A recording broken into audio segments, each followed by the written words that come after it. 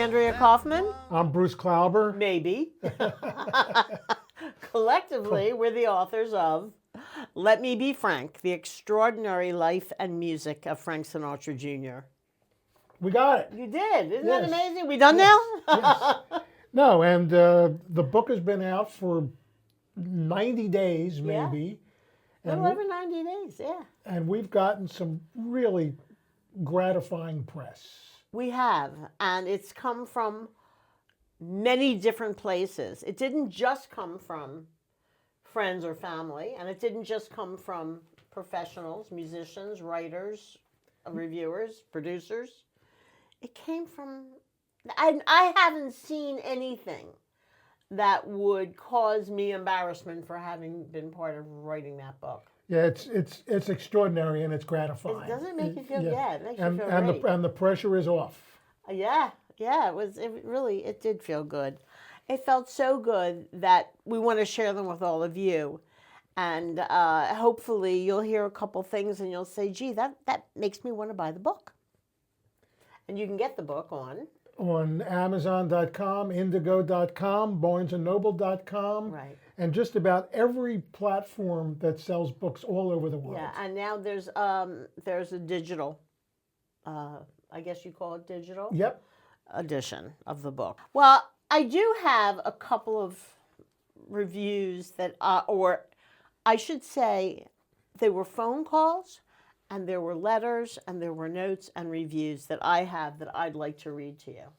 Before we do that, let's talk about the podcast and the radio shows that we've done. This was, I got to tell you, I don't know how you felt about it, but that's my most fun thing, are the radio shows and the podcasts.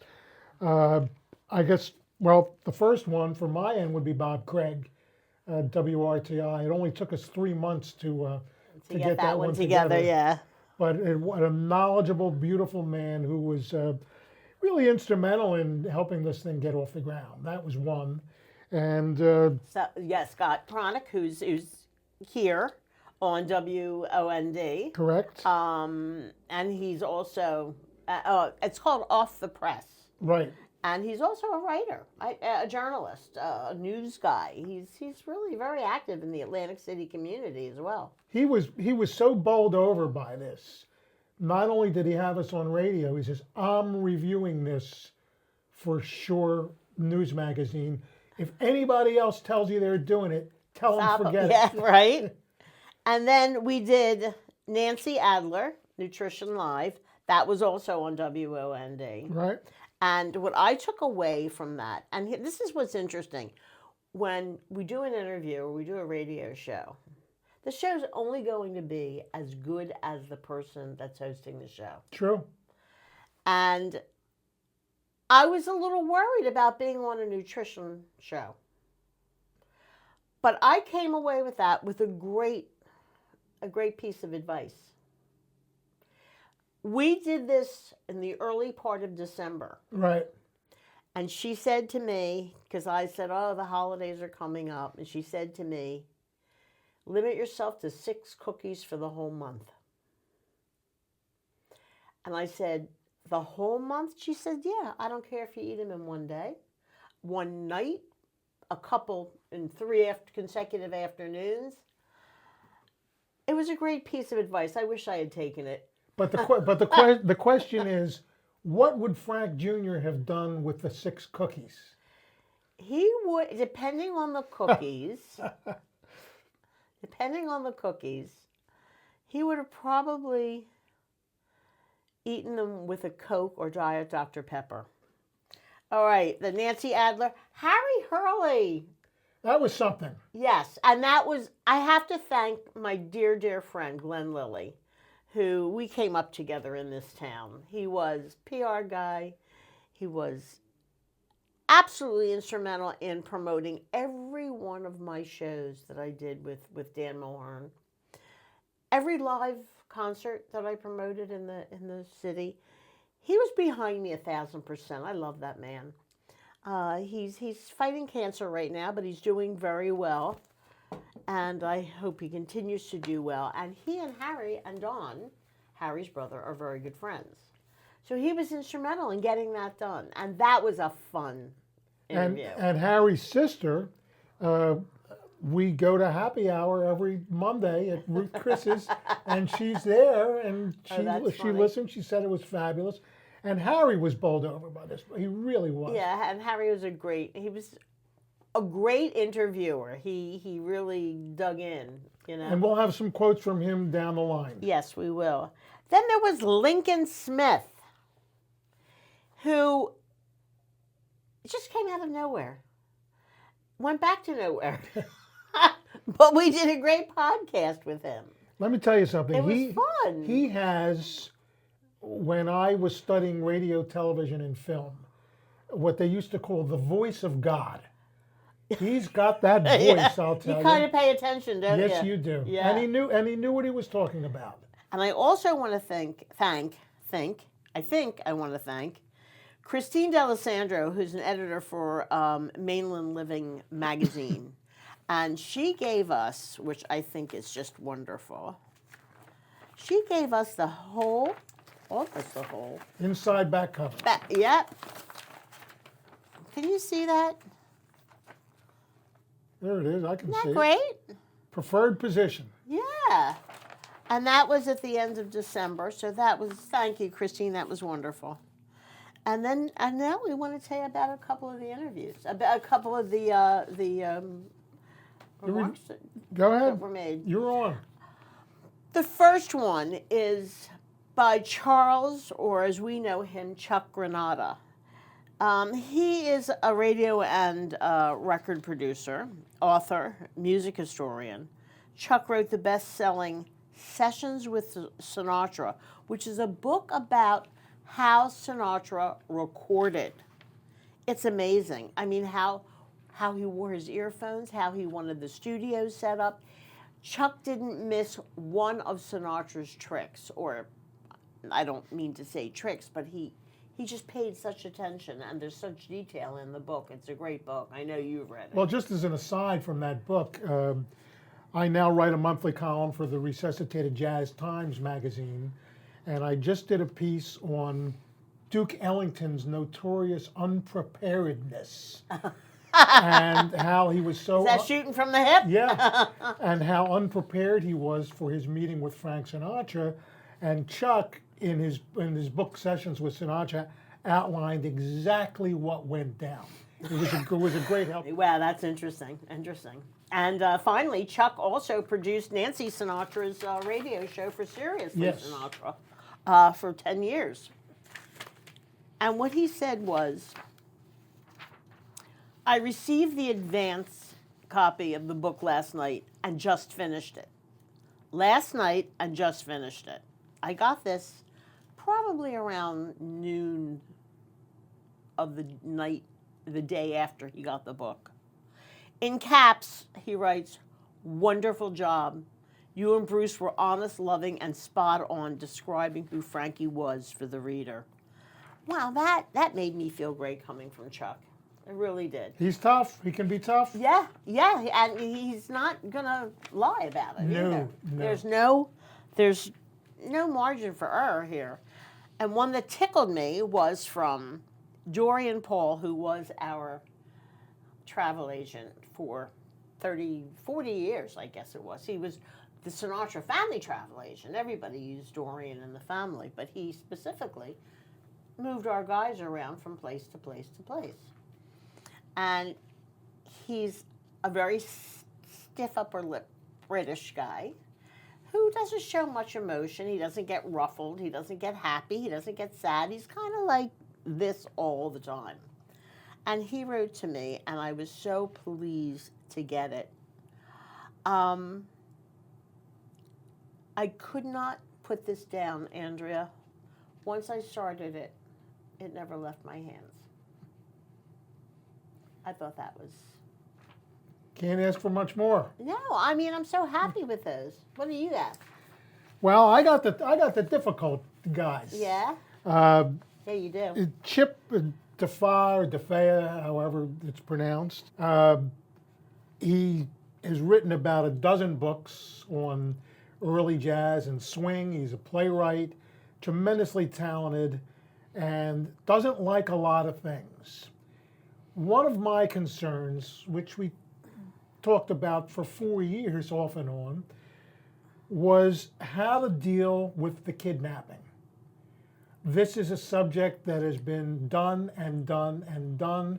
It was most recently the subject of a podcast, which I detested. Was that with John Stamos? That's correct. I had no idea why he resurrected that. But, well, yes, I do, for 2 reasons. John Stamos. So I was concerned how we would do this, about uncovering new information, about making this new to readers. Anyway, Chip wrote, I have to say that the chapter on the kidnapping of Frank Jr. is one of the best in the book. It held me. And the thoughtful letter from Frank Sinatra, which will be new to most readers of the book, is compelling. Chip, I'll take it. Yeah, that was I'll nice. take it. And then to get back to our friend Bob Craig, who is the host of Voices in Jazz on WRTI, and it streams all over the world. Has been extremely helpful. Love that station. Short and sweet, revealing, insightful, thorough, and engaging. Wow. Who could ask for anything more? You want to sing that? Or No, I do not. Okay. That's amazing. I mean, when you hear certain words, like, I don't want somebody to say, oh, it was an easy read. But engaging, thorough, we know we did our job. You know, you write these things, you have no idea where it's going to go. I told you a story recently. Leonard Feather reviewed my first book. He called it worthless.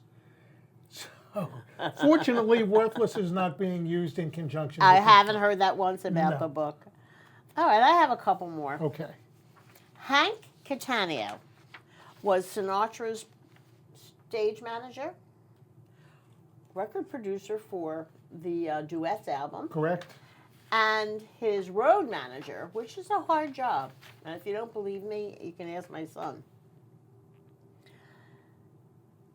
He is now 96 years old, in great health, is amazing. And he taught me so much about how to handle a Sinatra. And he really did teach me a lot. This is what he wrote. Andrea, I finished reading your book on the 3rd day after receiving it. I love to hear that. I don't know why. It's an enjoyable book, and I found it an easy read.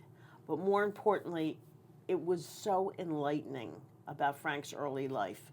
I couldn't put it down. He was not the easiest of entertainers to manage, yet somehow you accomplished it.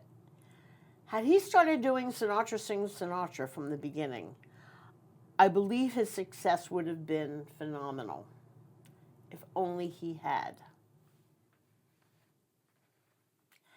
I wish you success with the book, and congratulations on getting it to print. Frank would have been proud of you. That's the most important line of that whole paragraph. That Frank would have been proud. And it's interesting to keep in mind, Chuck and Hank, just to name 2, they're in the book. Yes, both of them. So, you know, I worry, my God, they're in the book. I'm in this book. What are they going to say? But I just got to tell you this one thing about Hank. When we were making the list of people to be interviewed, obviously Hank was on the list.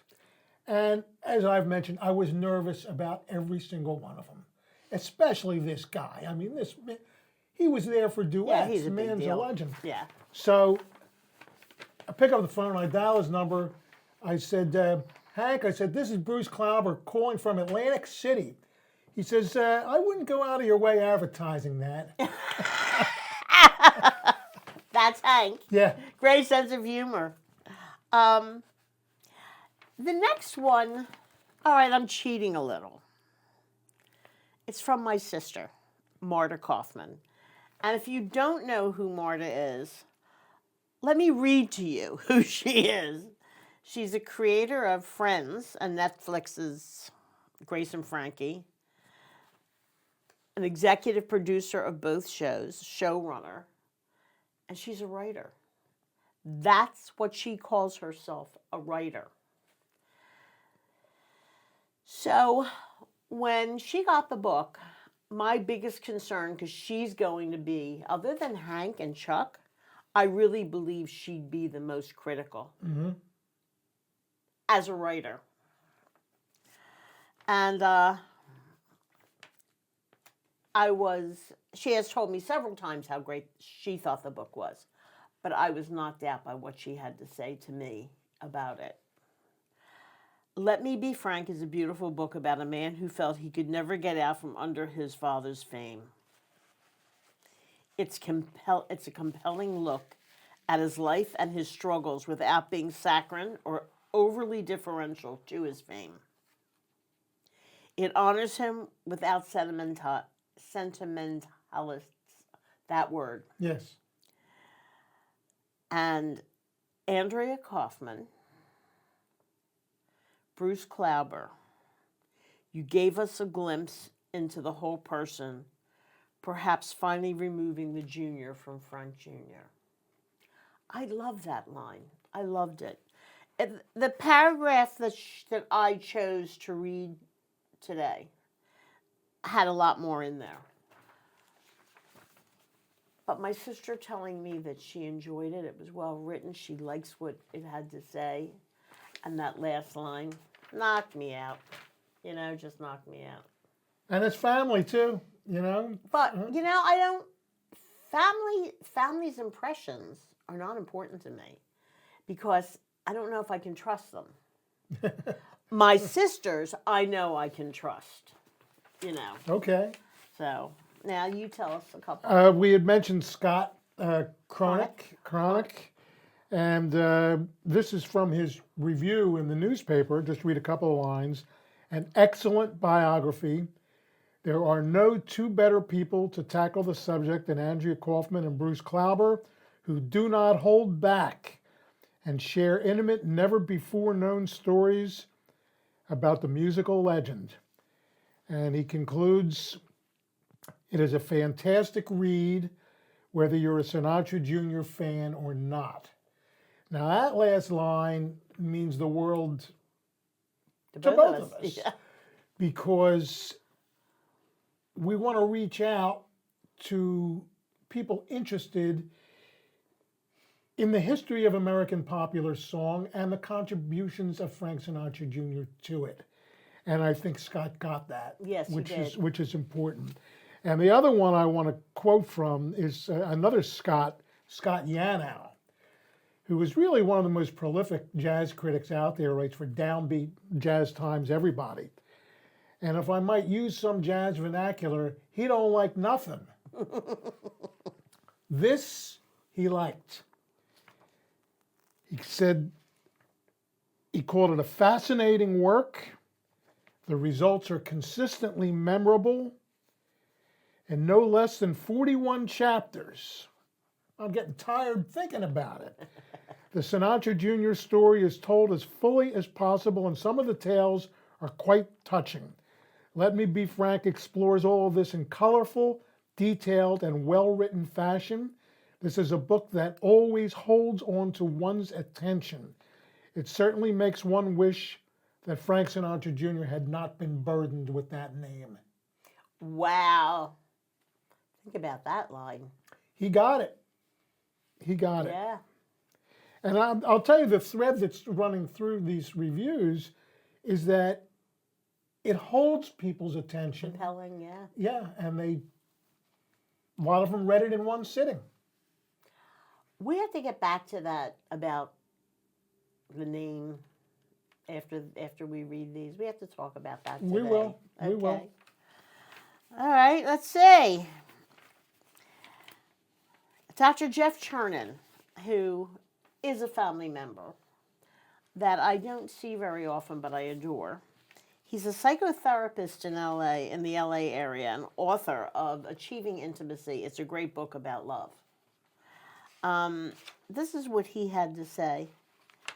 This book is thankfully not a biography that idolizes the subject. Rather, it's a comprehensive, unvarnished, and definitive account of Frank Jr.'s triumphs, failures, highlighting the complex relationship with his father, with women, and his audiences. Talk about getting it. Yeah. The work definitely chronicles his fight to get out from under his father's shadow, his gradual coming to terms with his father's legacy, and ultimately his embrace. Whew.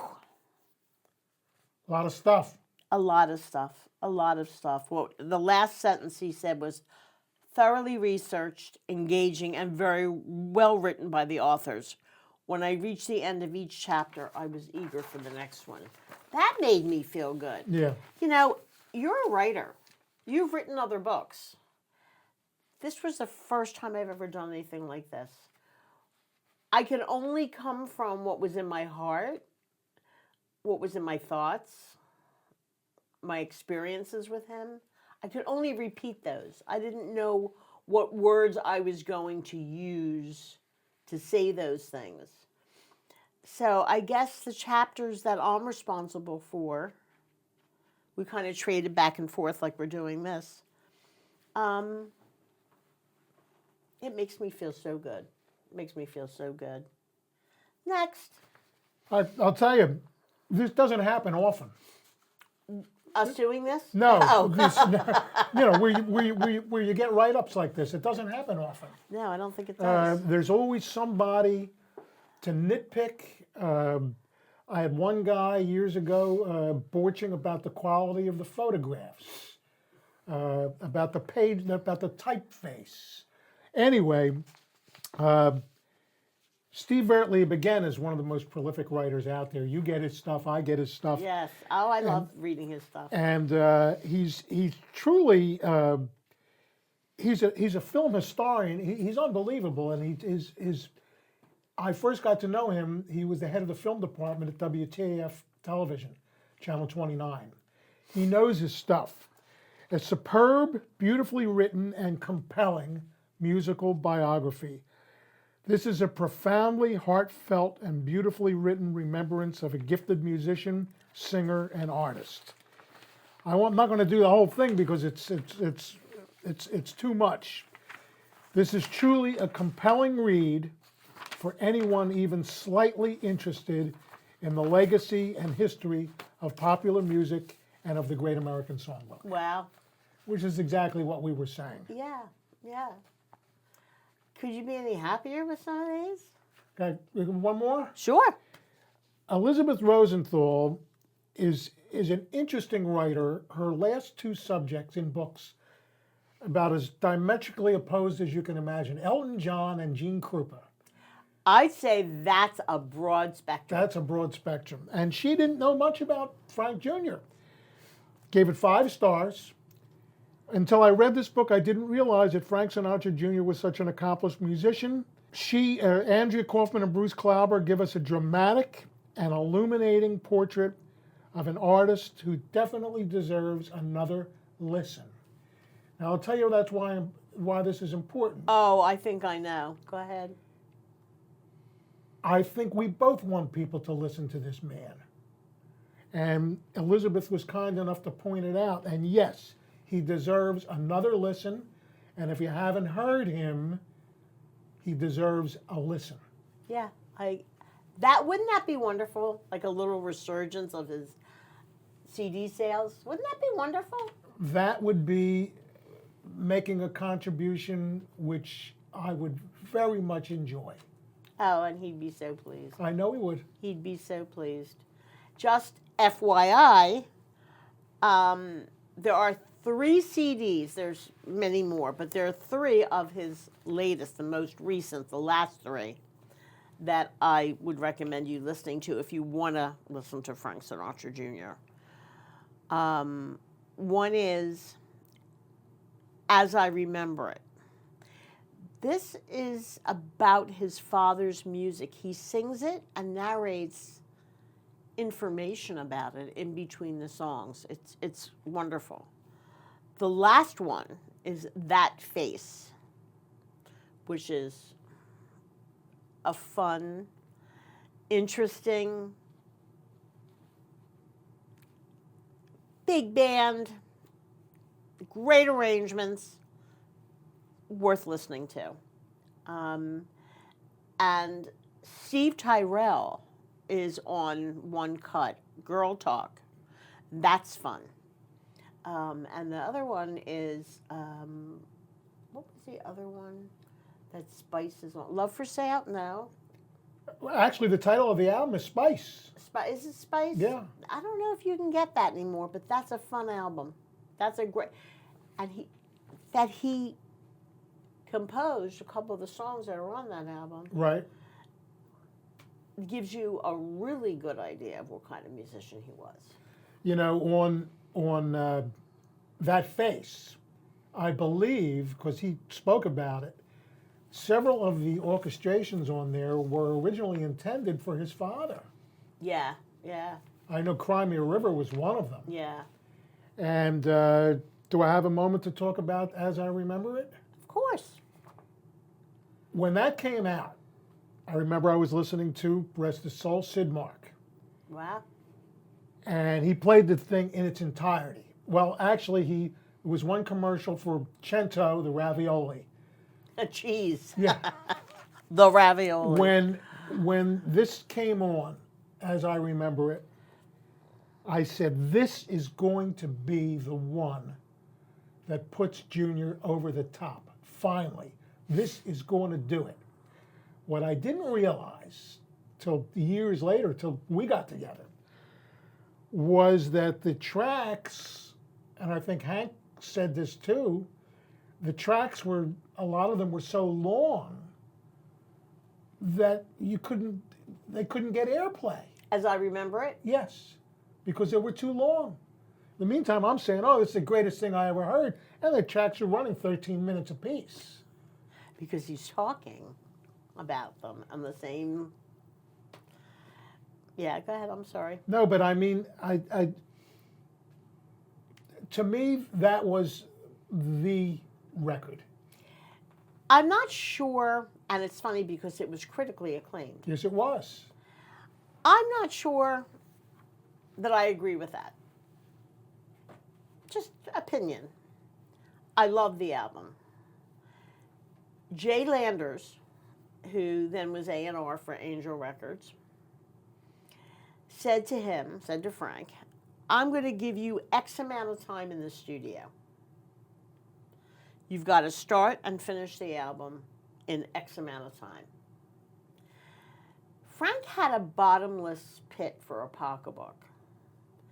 So the fact that it didn't take him 3 days, but took him 8 days, the fact that he kept his musicians at a very expensive hotel in New York and had to feed them and house them, the fact that he had to pay these musicians, the fact that he had to pay for studio time, had Jay Landers, who's about this big, tiny little guy, nasty little mother,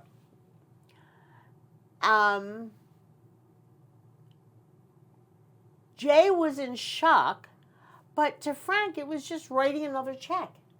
You pay what you were going to give me to record the album, and I'll pay the difference. Stop complaining. Jay was so angry about Frank's attitude that he really helped to derail the album. I finally brokered a deal with Angel to buy the rights to the album so that Frank owned it. It was great, but it wasn't. It was for a Sinatra file. It was for somebody who wanted to dig deep into the music. It wasn't for your listening pleasure. You couldn't sit back, sip a martini, and listen to this whole CD. There was too much information.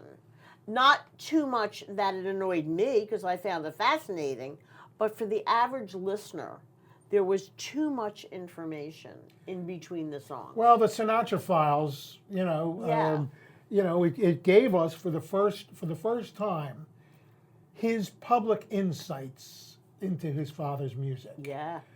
The other part of it is, I remember when it was released that several of the diehards like myself, when we heard that it was going to be on Angel, which is one of the most prestigious classical music labels in the world, Yeah. we said, this is fabulous. It's going to be special handling. Frank Jr.'s now going to be handled the way he should. And unfortunately, Yeah, Jay sabotaged that. that wasn't the case. Jay Landers sabotaged it. And the funny part of it is that to some degree I understand. I mean, you're given 5 days on Monday through Friday. You're given 8 hours in the studio for 5 days. 40 hours should be enough for 13 cuts. Frank kept adding a song. He kept changing. Poor Terry Woodson was constantly writing. Oh, I'm remembering one other fact too. I think either Hank said it or Terry said it, that one of the things that set it back time-wise was that originally he was conducting the orchestra in the studio. And that proved to be so unwieldy and uncomfortable. He said to me, I can't keep waving my hands and control my breath at the same time. And I've been telling him not to conduct and sing at the same time. Anyway, I mean, I absolutely agreed with that. But he was trying to save Jay money. In the initial, you got 5 days, you got, 45 hours, and you got to get it done from start to finish within that time. And then he went, oh, what the hell, I'm Sinatra's son, I got money. I'm going to pay for this, I'm going to pay for that. Carol's Music, which is a big music store in New York, was constantly coming back and forth with a different instrument. Well, glockenspiel for what? For 3 notes. That's right. But I want a glockenspiel. I don't want it done on a synthesizer.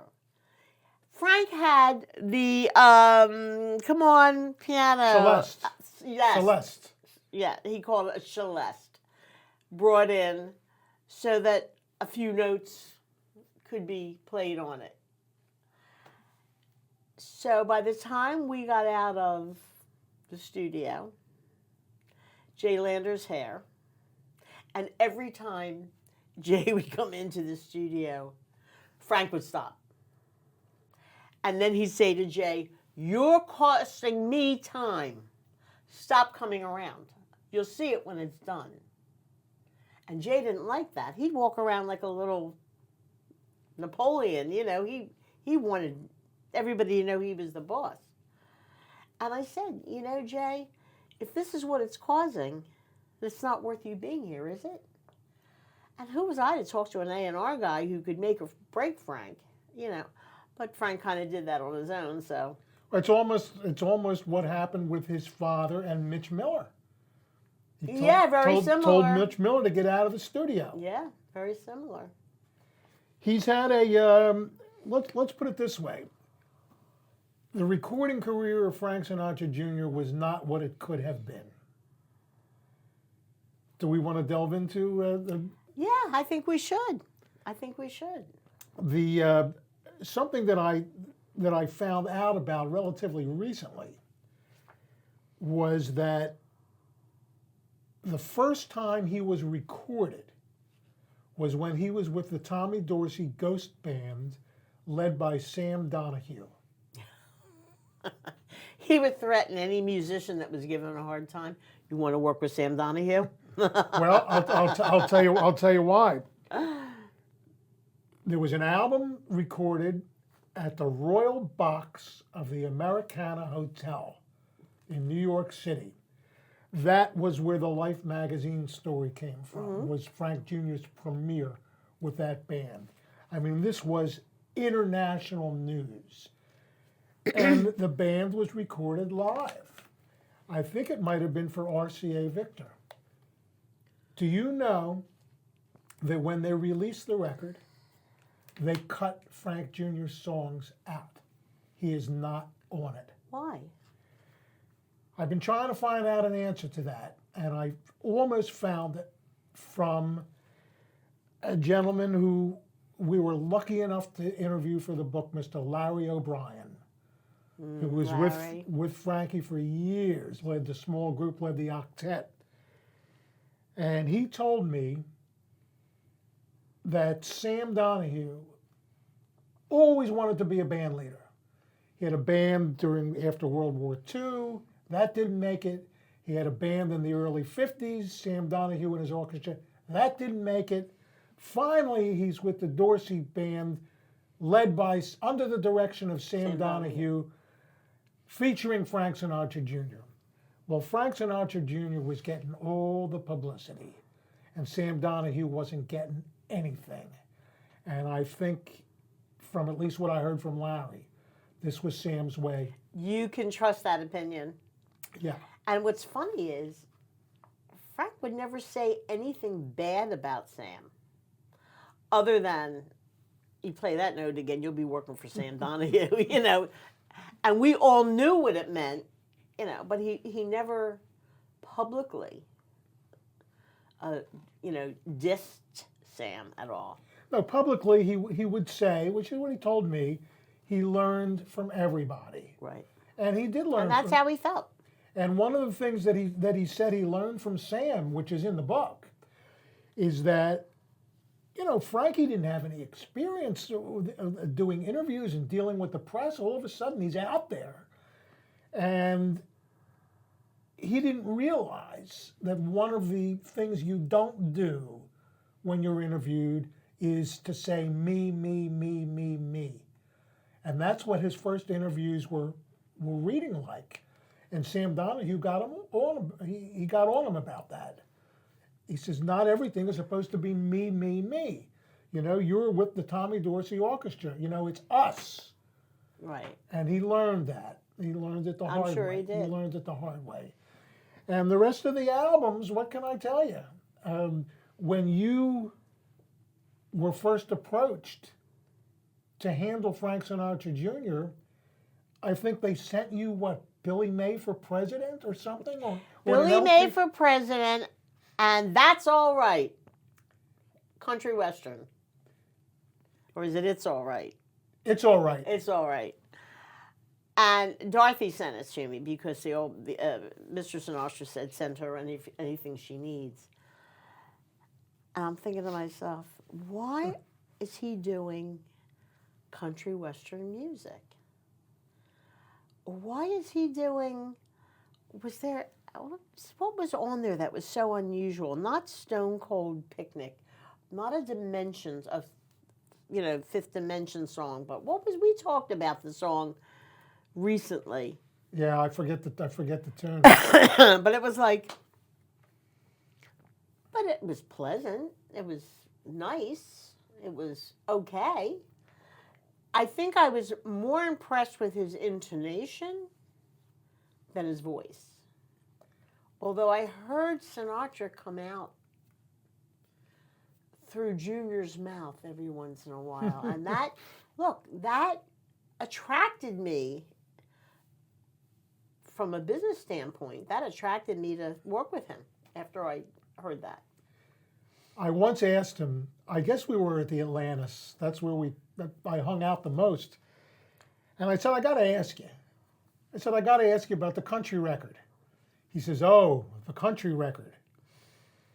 And he said something quite profound. First of all, he had the talent of making everything sound profound. Yeah. Isn't that the truth?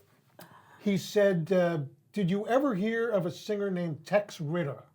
Sure. I said, sure. I said, first of all, it was John Ritter's father. I said, but he was one of the great country singers of all time. He said, go into your music library and you'll find an album that Tex Ritter recorded with Stan Kenton and his orchestra. What? I said, you're kidding me. I never heard this. He says, go home and find it. And I did. Oh my gosh. So he said, before you bring I gotta find it. He said, before you bring up my country music record, you listen to that. So the next time I saw him, I said, I found it, man. I said, it's awful. He said, I know. You know what's really funny? Is Frank never said, I did a good job. He never said, no. Boy, I sang that well today. Or, I love that album. He always, after the fact, could give you a laundry list of everything he would have done differently. He was never satisfied, which I think was a deep-seated hunger for him to be absolutely the best at it all. Well, he did joke about several of the things that he recorded. I went back, and he was with RCA Victor for I guess a better part of a year. This was in 1967, and they wanted to market him as a teen idol. And look, he was a good-looking guy, swinging the cigarette and everything. Yeah. The titles that he did, these are the ones he would joke about. Shadows on a Foggy Day. Yep. And something about love, something. But he would joke about, how can I miss you if you won't go away? Yeah. Some of the other ones that I absolutely adored, he would talk about it on stage, was I gave her a ring and she gave me the finger. Yeah, that was a good one. Shadows on a Foggy Day. And you're the reason our kids are so ugly. There you go. So he did joke about, he would joke about his recording career. I would have to say, though, it seemed to me that he was almost proud of that face. He was proud of that face. In 2006. He was proud of that face. And I think he talked about how a lot of the songs were earmarked for his father. There was a file or something of... There was, not every one of those songs came out of that file, but there was a filing cabinet, and this is how he explained it to me. The bottom was a full file cabinet drawer filled with songs that Sinatra eventually wanted to get to or thought he might want to record or hear how it would sound if it was arranged differently. In there was, you mentioned it just... Cry Me a River. Cry Me a River. There was The People That You Never Get to Yes. Love. Sinatra had such a phenomenal taste, such a phenomenal sense of what's good and what isn't. He could hear a very simple song and know that with the right arrangement, it wouldn't seem simple anymore at all. And Frank kind of did the same thing. So some of the songs that were on that album, that face, were from that drawer. It's funny. One of the last times that I spoke to him, I said, every time we talk, we're talking about arrangers. And I learned something, each day. I said, but my question to you is this. Why haven't you ever arranged anything for yourself? You compose, fabulous tunes, which I wish you would have done more of. Why not arranging? You have so much to say. And he says, very honest. He said, how can you improve? How can I improve on Nelson Riddle, on Don Costa, on Gordon Jenkins? On Billy May. Yeah, Billy May. Billy Byers he mentioned too. He said he just couldn't see him. He regarded these men really as the pinnacle. And the reason, and this is one of the things I asked him, I said, why are we still listening to Mr. S? And we're not listening to Crosby. We're not listening to Vic Damone. Right. And I said, quite frankly, we're not listening to Tony Bennett either. I said, why? He said, Bruce, it's the orchestrations. He says, of course, it was Frank Sinatra. But the orchestrations are as timeless today, as fresh today, as they were the day they were written. And I said, what did these guys? He said, what did these men have? And then he went into a very detailed answer. Exactly what he had. About their knowledge of each and every instrument in the orchestra, from eighth violin to the drummer, what their capabilities were, and what these arrangers could hear. That's what amazed me. And Frank, we had a very long talk about that. He said, can you imagine he used a word that I love, that I have used since. But can you imagine the cacophony in your head, thinking about how the French horn sounds while the flute is, while the while the drummer just came in, when the bass player was with the drummer, and as he was doing that, it was like, stop, you're making me dizzy. He said that's why these guys were so great. They could hear all that separately at one time. Exactly. He said, think about that ability. But you said something very interesting about why do we still listening to Sinatra. Some of these arrangers arranged for some of the people that you talked about. Yes, they did. Frank Sr. was able to interpret a song and blend, showcase, help along the arrangement. The other singers would hear an arrangement and sang with it. Do you understand the difference? Sure, sure, yes. And also, to get some flack on this too, you take Nelson Riddle and we left out Billy May, which we cannot do. I said Billy May, but you didn't hear me. Billy May, did you hear it then? Okay. She said it, I heard her. Stortle? You don't like him? No. Why? The Columbia era does nothing for me. Wow, Bruce, you're a Sinatra file. I've listened, and I still listen. Name one song that you really don't like from that era. I'm thinking. I put you on the spot. You don't have to. The original Put Your Dreams Away. The ballad. Yeah. Which he redid later on, and I Yeah. love the later version. What I was going to mention was this: that Nelson Riddle, for example, also arranged for Nat Cole. Yeah. He arranged for Cole before he arranged for Sinatra. Also arranged for Ella.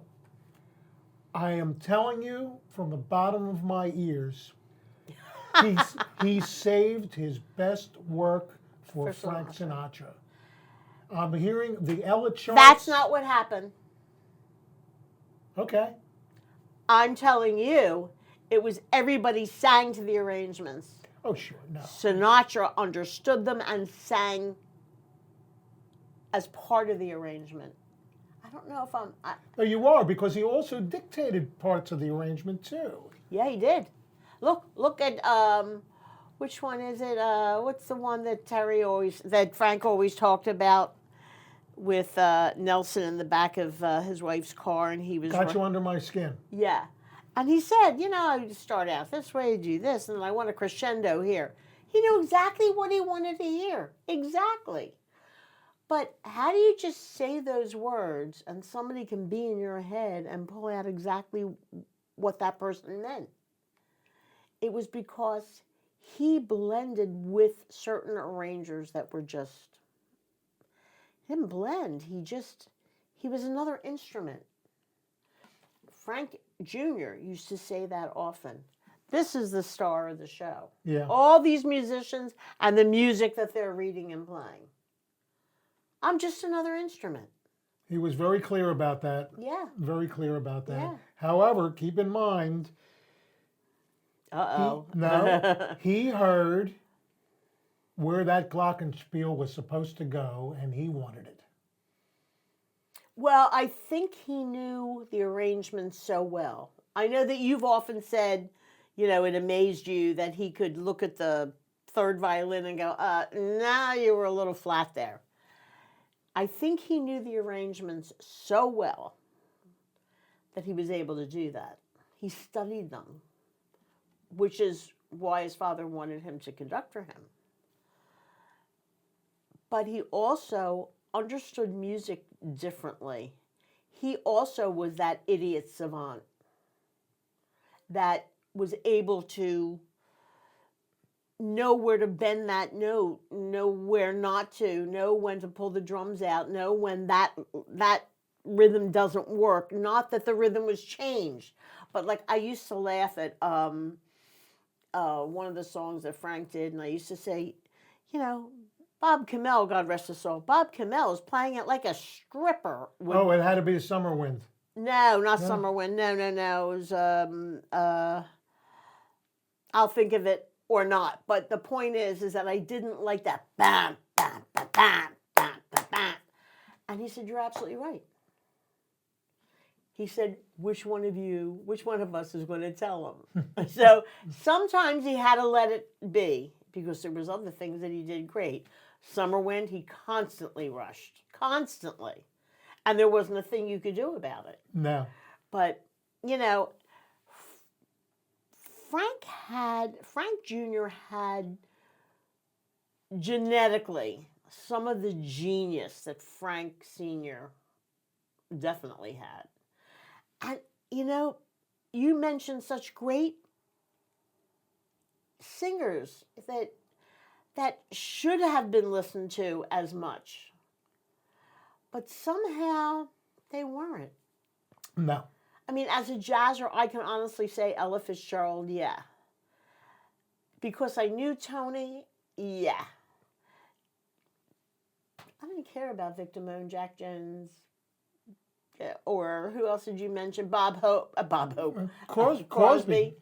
Boy, it meant nothing to me. Even Nat King Cole didn't mean a lot to me.